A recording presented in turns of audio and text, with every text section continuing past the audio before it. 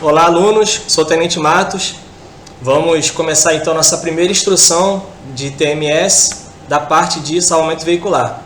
Então nela nós vamos falar um pouco aí da parte de introdução. Vamos falar alguns assuntos iniciais para que a gente possa compreender melhor toda a dinâmica dos demais assuntos que a gente vai abordar, tá? Então nossos objetivos para essa instrução: conhecer, compreender, listar, descrever, definir, identificar e explicar a evolução do salvamento veicular no CBMERG, os mecanismos legais do CBMERG relacionados ao salvamento veicular, a hora de ouro e as causas dos acidentes. Ok? Para tanto, nosso sumário será histórico, legislação e estatísticas. Vamos começar falando então do histórico. Tem uma pequena foto aqui, eu estou até no meio da foto, então, mas não faz muita diferença aqui, que explica um pouquinho dessa questão da evolução, e eu vou tentar fazer um paralelo, tá? Quando a corporação foi criada, lá em 1856, existiam pouquíssimos veículos, tá? Pouquíssimos veículos, tendendo mais às carroças. E não existiam, né? Não existia esse serviço padronizado de corpo de bombeiros, né?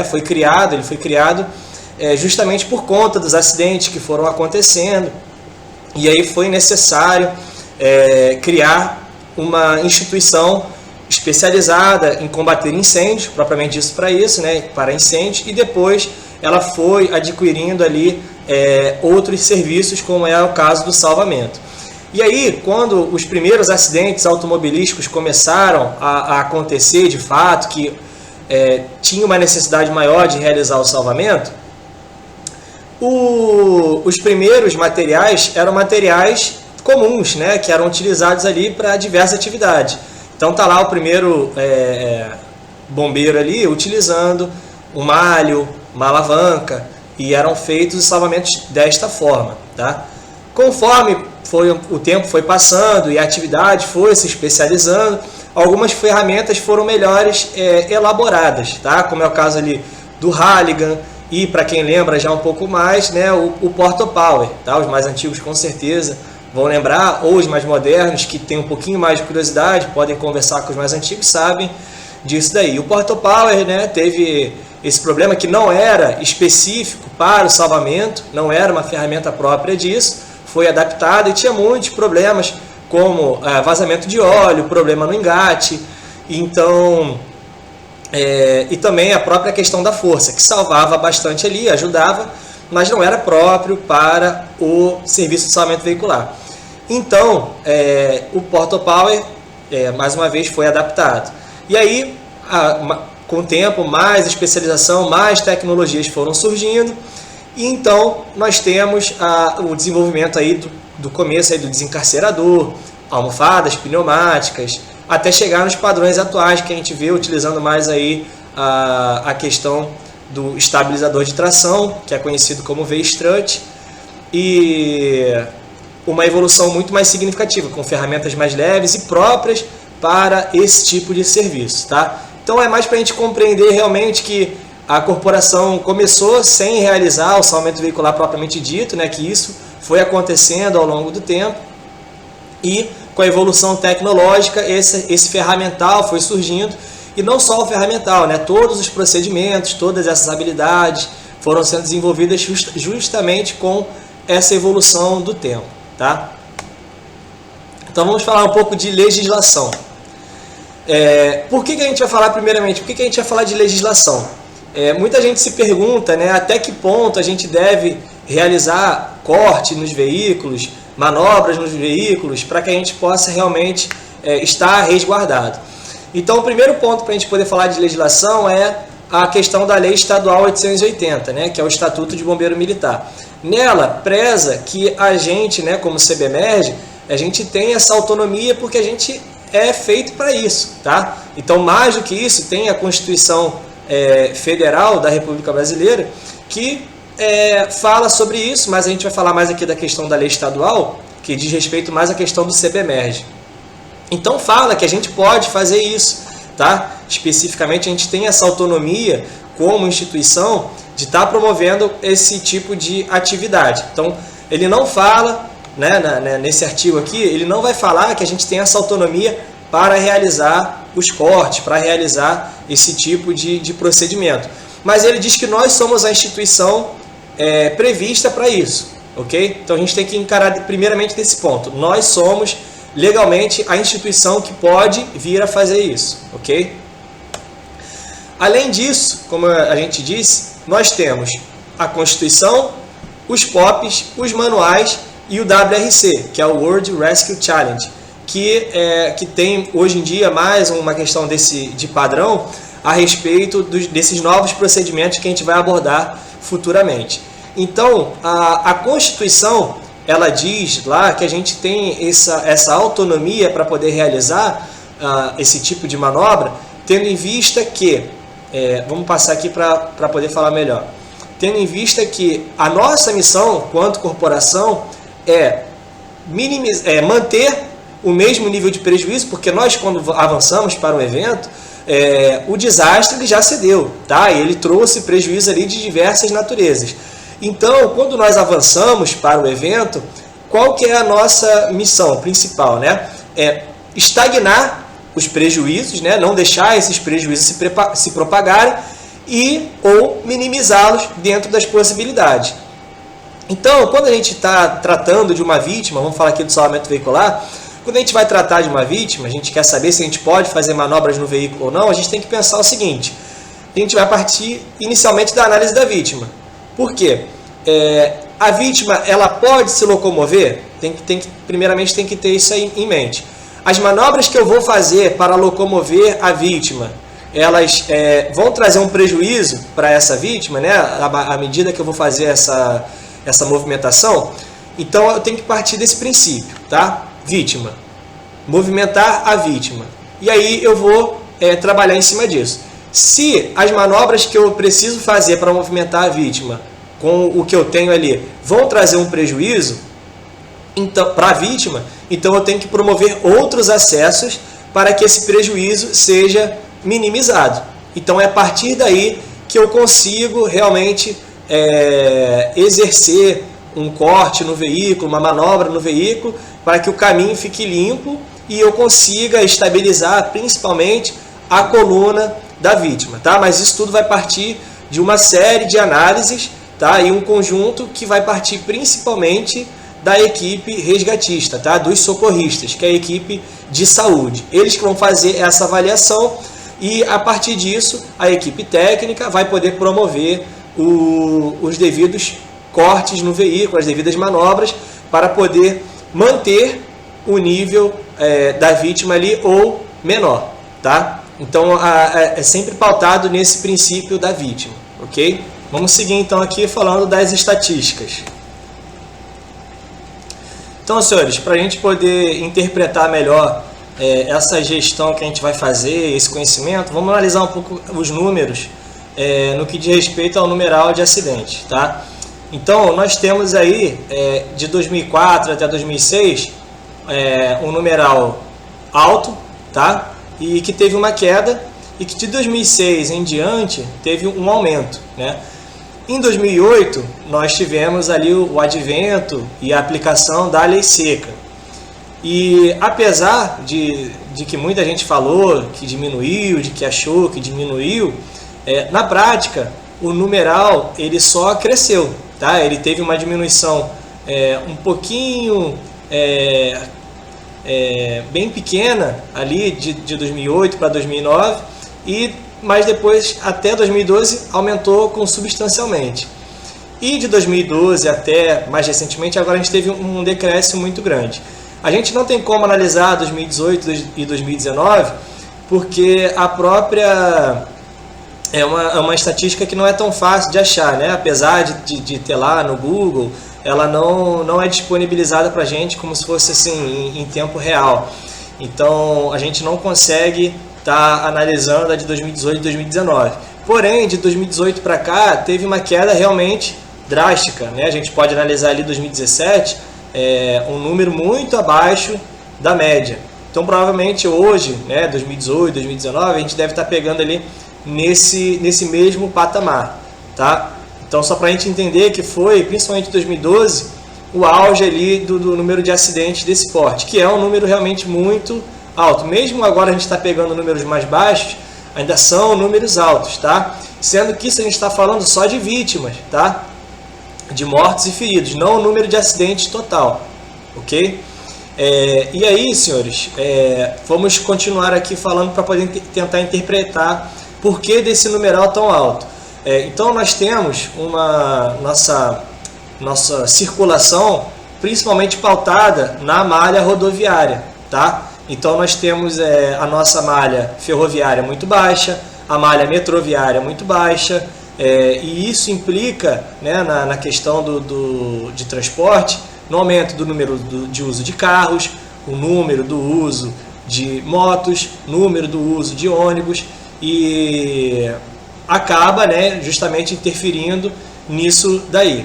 Além disso, a gente tem um consumo, né, um uso muito grande desses veículos, tá? A gente pode ver aí que mesmo durante a pandemia, mesmo o setor de veículos na questão da produção tendo uma queda, o setor de venda de carros continuou vendendo, tá? Então isso mostra para a gente que tem um acréscimo muito grande nesse número de veículos que estão circulando, perfeito? Então tudo isso implica, se a gente tem o maior número de pessoas circulando nesses veículos, se nós temos basicamente o nosso transporte pautado na malha rodoviária, isso naturalmente vai implicar no número maior de acidentes, pelo menos em termos de probabilidade, ok? Vamos falar aqui da questão da hora de ouro. Agora, então, para a gente poder interpretar melhor essa questão estatística. Então, a hora de ouro ela diz o seguinte, que quando existe um acidente, tá, 50% dos óbitos provenientes dos acidentes, 50% deles são causados por conta única e exclusivamente, imediatamente do acidente. Ou seja, nada que seja feito vai reverter aquele quadro, tá? Então, o imediatamente pode ser ali 1 minuto depois, 2 minutos depois, 3 minutos depois, mas ele implica em uma irreversibilidade desse quadro, perfeito? Então, nada do que seja feito ali para essas pessoas, para essas vítimas, vai trazer uma modificação, tá? A gente não vai conseguir salvar. Então, 50% dessas vítimas morrem imediatamente, ok? 30% dos óbitos ocorrem em até 1 hora e 20% dos óbitos ocorrem após 1 hora. Então, como que a gente pode interpretar melhor esse quadro, tá? Essa questão da hora de ouro? Que tudo que a gente pode fazer, né, que a gente vai fazer para a vítima, implica em tempo, tá? Então, se a gente conseguir prestar principalmente os primeiros socorros ali para fornecer uma sobrevida para a vítima, né, a gente vai estar atuando em pelo menos 50% desse óbito, tá? A gente vai estar, esses 50% que não morreriam, a gente consegue atuar. Se a gente só consegue prestar esse primeiro atendimento apenas após 1 hora, esses 30% a gente já perde. Então a gente só consegue atuar em cima de 20%, tá? Então por isso que é tão importante a gente estar atendendo de forma rápida todas essas vítimas, não só de salvamento veicular, né, mas todas as que a gente vai falar de trauma.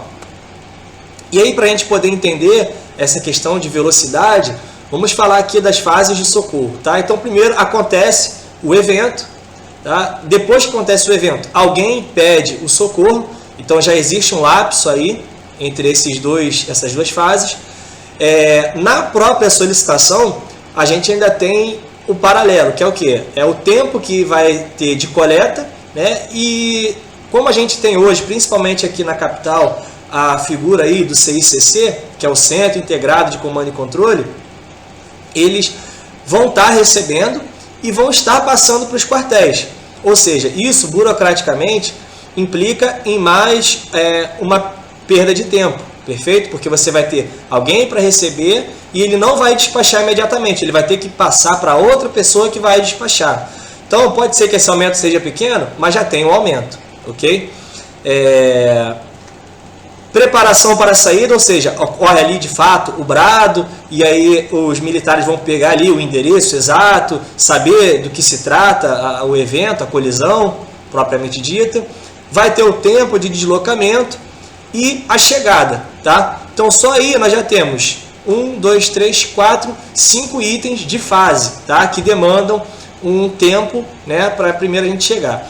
Esse primeiro momento da chegada, apesar da gente não estar prestando propriamente dita o suporte necessário para a vítima, a gente já presta um conforto psicológico que é muito importante, né? A vítima está ali desamparada, não sabe o que vai acontecer com ela, e quando a gente chega, né, a gente tem essa figura aí do bombeiro, da sirene chegando, da equipe no local. Isso traz um conforto psicológico, isso já acalma a vítima. Então, o conforto psicológico não é só por uma questão, realmente, como a gente falou, do conforto psicológico propriamente dito. Isso implica em questões da própria biologia da vítima. Por exemplo, se ela se sente mais confortada, é uma tendência de que os batimentos cardíacos dela diminuam. Isso para a gente, se tiver uma hemorragia ali, no caso, vai diminuir essa perda de sangue, por exemplo, ok? Então vamos lá. Então a chegada, que é muito importante, o resgate, e que aí a gente vai fazer a estabilização inicial da vítima, que é o momento crucial. Então a gente vai estar ofertando oxigênio, vai estar parando o sangramento, se for o caso vai estar tirando ela de uma zona ali de perigo, um veículo incendiado, vai estar prestando uma reanimação cardiopulmonar, enfim.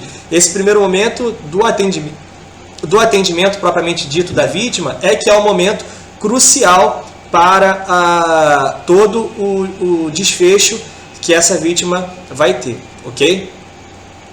E a estabilização da vítima na ambulância, então ela vai ter mais recursos, né? Outros medicamentos mais específicos, vai estar na maca, que é mais confortável que a prancha, enfim.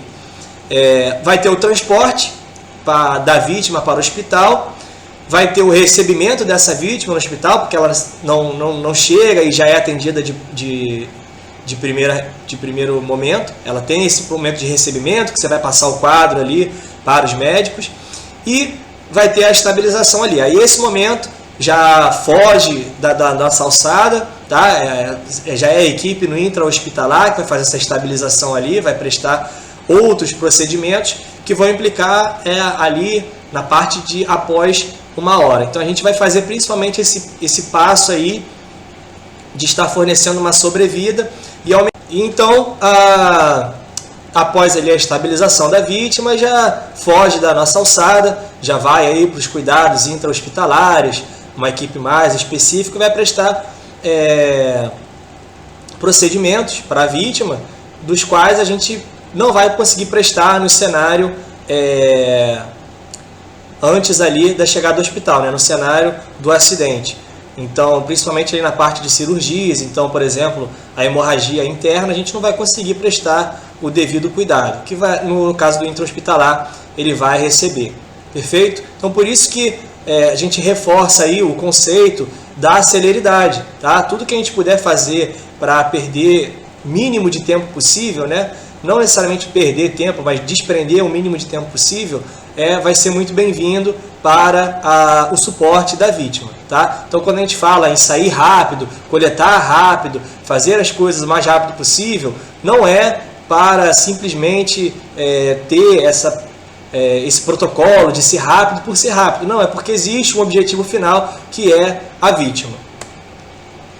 E aí, senhores, para a gente fechar o conceito de hora de ouro com tudo isso que a gente está falando, a gente tem agora um padrão mundial, tá? Que é do WRC, que é pregado nos campeonatos, mas ele não é feito especificamente só porque é um campeonato. Ele foi estudado e foi visto que esse é um tempo razoável, tá?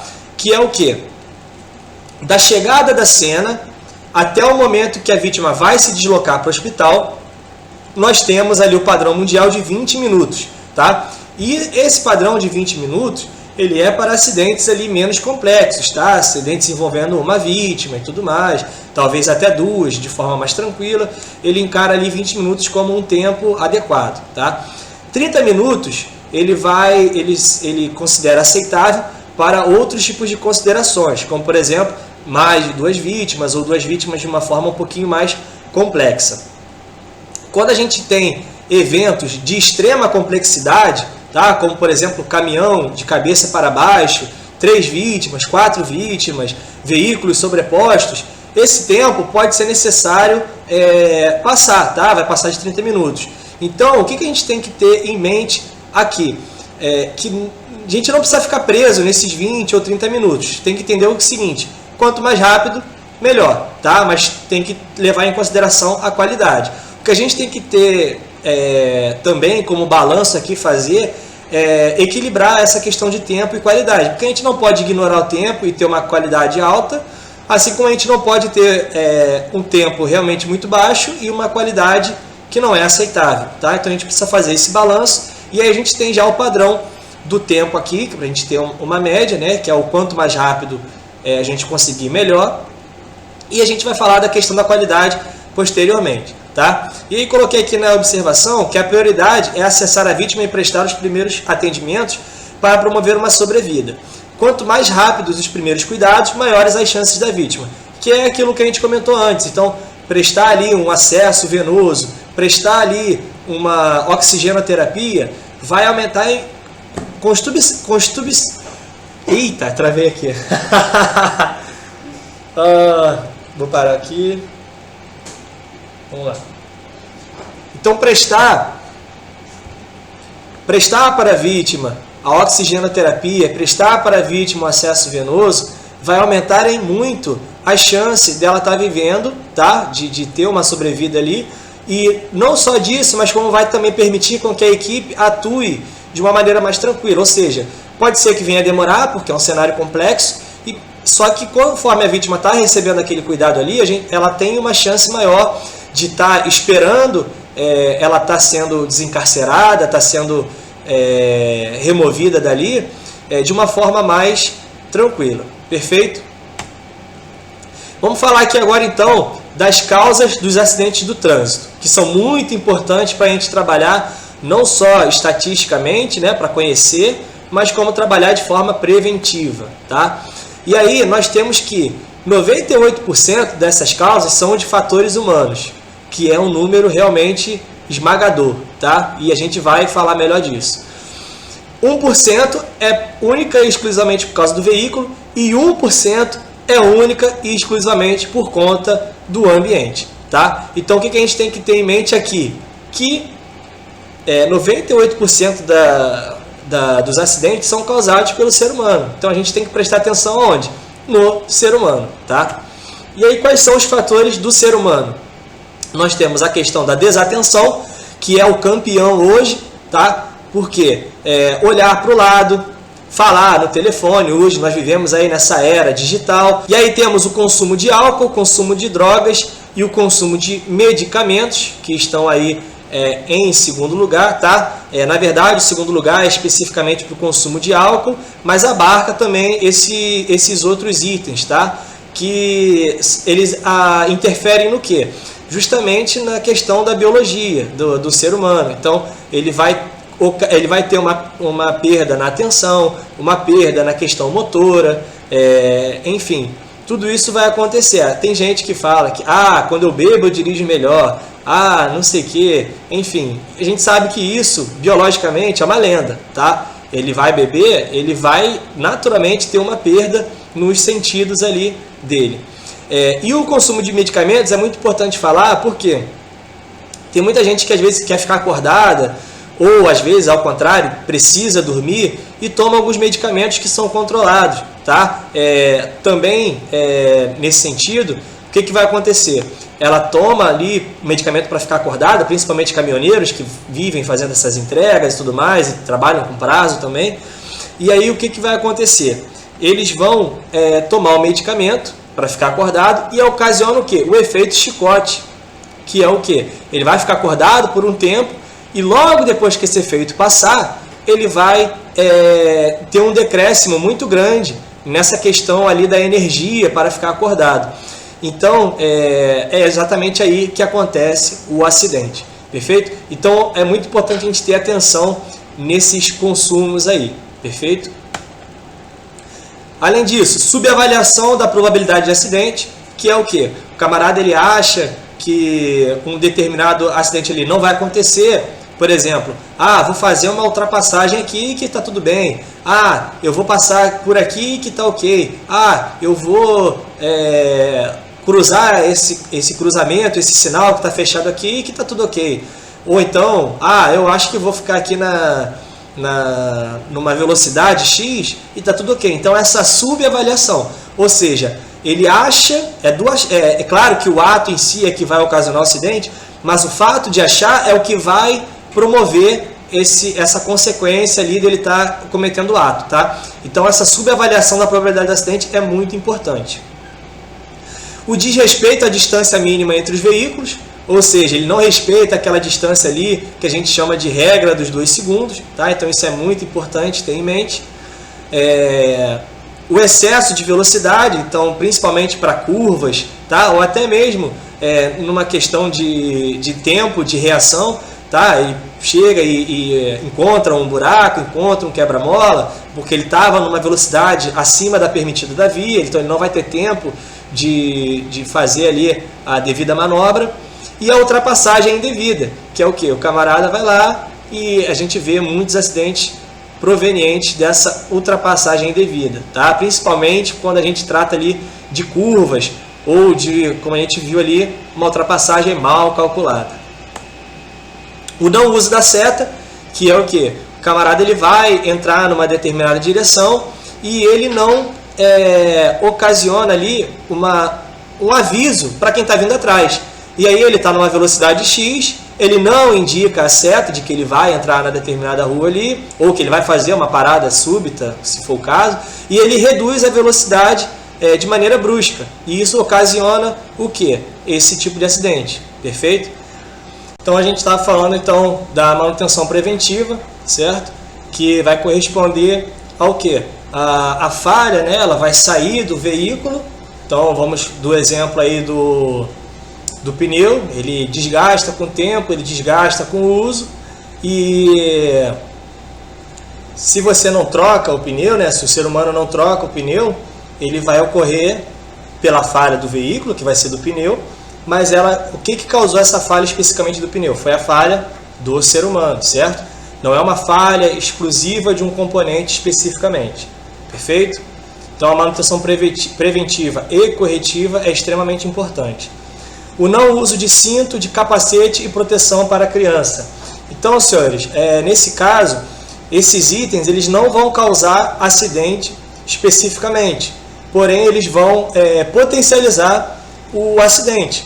Então, um determinado acidente que se você estiver de cinto de segurança, uma situação hipotética, você pode estar com cinto de segurança e ter um dano mínimo, ou um dano realmente que não vai afetar nada. E se você tiver sem o cinto, você pode ter um dano muito mais grave ali, tá? Então você pode ter um dano que você vai ficar como se fosse uma vítima verde, e sem o cinto você pode até mesmo virar uma vítima preta e a óbito, perfeito? Então isso é muito importante.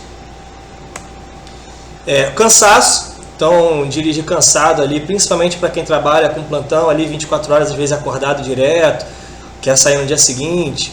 Isso é muito complicado. Mesmo que você não tenha ingerido bebida alcoólica, não tenha ingerido medicamento, esteja de dia, esteja claro, dependendo do nível de cansaço, o corpo ele vai responder, ele vai apagar ali. Então, muitos acidentes acontecem por causa disso, tá? Algumas deficiências, né, visual, auditiva e motora. Claro que isso implica, né, na não habilitação da carteira, né? Mas pode também ser desenvolvido com o tempo. Então você está com a carteira ali e em pouco tempo, né, um ano depois de ter tirado a habilitação, você tem um problema ali específico, um problema visual, um problema de audição, um problema ali que você não consegue manusear o volante adequadamente. Isso vai causar, mesmo com a habilitação, isso vai causar um acidente, certo? Então, não é um dos itens que mais ocasiona ali acidente, mas acontece, principalmente na população mais idosa, ok? Temos aí a imperícia, né, que é o condutor sem habilitação ou com habilitação falsa. Então isso é muito importante também. Então, se você não tem a habilidade necessária para realizar aquela atividade, você incorre aí na imperícia, ok? Então, tem condutores que às vezes sabem dirigir, mas não têm habilitação, então estão errados porque não passaram na prova adequada. E tem o oposto também, os que acham ali que sabem dirigir, né, estão treinando ainda, estão começando e pegam o veículo sem habilitação. Então isso tudo incorre na imperícia. E outras infrações diversas, né, que aí vai da situação ali a gente ocasionar, mas sempre vai partir do erro de um. Eu sempre costumo falar que nesse caso, no caso de acidente veicular, para que o erro aconteça, né, o acidente aconteça, basta que um esteja errado. Ou seja, imagine num cruzamento, você está com o sinal verde para você cruza, mas o outro, com o sinal vermelho, ele cruza e acaba ocasionando acidente. Então, no caso do acidente de trânsito, para que o acidente aconteça, basta que um esteja errado. E aí vamos agora para os fatores do veículo, né? Única e exclusivamente do veículo. Então são defeitos de fabricação, tá? A peça vem ali com algum defeito específico, uma conexão ruim, um layout ruim, um design que não é adequado e ocasiona ali esse defeito ali, tá? Ocasiona um acidente. Uma falha mecânica, ou seja, você pode estar com o carro ali em perfeitas condições de manutenção, tudo ok, mas mecanicamente aconteceu uma falha, que não foi nem de fabricação e nem de ser humano. Pode acontecer. Uma falha elétrica, mesma coisa. Estrutural também, perfeito? Então isso tudo pode acontecer, existe a chance, nós vimos. É de 1%, mas existe. Então seguindo aqui, vamos para os fatores ambientais, né? Então nós temos aí a pavimentação, que é a via, né, que a gente vai andar com o veículo. Então nós temos aí buracos que são provenientes, né, dessa pavimentação que podem ocasionar um acidente. Produtos, né, como óleo ou outros produtos, por exemplo, produtos perigosos que ficam na via, podem ocasionar ali um deslize do veículo. Sinalização, que é a falta da sinalização, né, pode não ter a sinalização, ela pode ser insuficiente ou pode ser com defeito e etc. Então a sinalização ela é extremamente importante, tá? Iluminação, mesma coisa, né, com relação à sinalização, ela vai permitir com que o condutor enxergue adequadamente. Temos a bifurcação, né, que pode ser mal feita, pode propiciar um acidente, né, potencializar um acidente. Então bifurcações, via de regra, podem ocasionar sim. Então principalmente as que estão sem proteção, nós vamos ver mais para frente. E as condições meteorológicas, certo? Então chuva, neblina, etc. Podem causar também. Lembrando que se o ser humano não tiver a atenção adequada, vai ocasionar o fator do ser humano. Mas pode ser que esses fatores ambientais, única e exclusivamente, possam ocasionar o acidente. Então, vamos lá, o buraco. O ser humano, de um modo geral, ele vai ter, se ele estiver atento, ele pode reduzir, ele pode desviar, enfim, uma série de fatores. Se for um buraco que realmente ocasione algo mais específico, como, por exemplo, passou no buraco, furou o pneu, estourou e foi parar em outro canteiro, aí não tem muito jeito, realmente é uma questão da pavimentação, tá? Mas a gente consegue interpretar que esses fatores, mais do que causar o acidente em si propriamente dito, eles potencializam muito a proporção do acidente, tá? Então a gente não menospreza os fatores ambientais, nenhum dos fatores a gente menospreza, mas a gente consegue interpretar que principalmente é uma questão do ser humano. Então vamos supor aqui, condição meteorológica, uma chuva intensa. Você sabe que o para-brisa ali, o limpador do para-brisa, ele não vai dar conta de limpar adequadamente para que você possa enxergar. Então o que é recomendado, inclusive nas autoescolas, pelo CTB, o que é recomendado a fazer? Encostar, procurar um local adequado para esperar diminuir, tá? Passar a chuva ali para poder avançar. Alguns condutores tentam burlar isso e acabam encarando as consequências, tá? Então tem que tomar muito cuidado, porque pode ser exclusivamente, como nós vimos, que existe a chance de 1%, pode não ser. Tá? E aí, senhores, nessa imagem aqui, vou tentar narrar aqui para os senhores, ver se eles conseguem me acompanhar. Nós temos ali duas faixas da Avenida Brasil, tá? No sentido aqui da imagem para a esquerda, tá? Então vou apontar aqui, ó, nesse sentido aqui para a esquerda. E nós temos duas faixas ali, a principal, né, e a faixa lateral. Na faixa lateral, quando ela avança para a faixa principal, reparem os senhores que não existe nenhum tipo de proteção ali, indicando para que o condutor, né, da faixa principal, que a faixa lateral está desembocando alguns veículos ali. Tá? Então, os condutores da faixa lateral acabam invadindo, de certa forma, tá, a faixa central ali, e os condutores da faixa principal não têm esse alerta ali adequadamente, então uma própria falta de sinalização. E para quem anda ali na Avenida Brasil, principalmente no horário mais escuro, sabe o quão precário também é a questão da iluminação, ok? Que é um fator muito importante. Então aqui nós temos um belo exemplo da falta de sinalização. Já aqui, tá, na Avenida Ayrton Senna, vamos pegar a faixa também, a faixa principal, que é a faixa da direita, e a faixa lateral, que é a faixa da esquerda. Tá? Então nós temos ali, reparem os senhores, na faixa principal, para quem quer ir para a faixa lateral, reparem que a faixa lateral ela recebe um aviso de sinalização antes, bloqueando a pista. Tá? Ou seja, o carro da faixa principal que quer entrar para a faixa lateral, ele consegue fazer isso de forma muito segura. Tá? A não ser que pode acontecer de algum condutor burlar aquela sinalização ali e avançar. Mas, via de regra, ele está seguro, está respaldado ali, de que ele pode fazer aquela entrada ali com a devida segurança. Perfeito?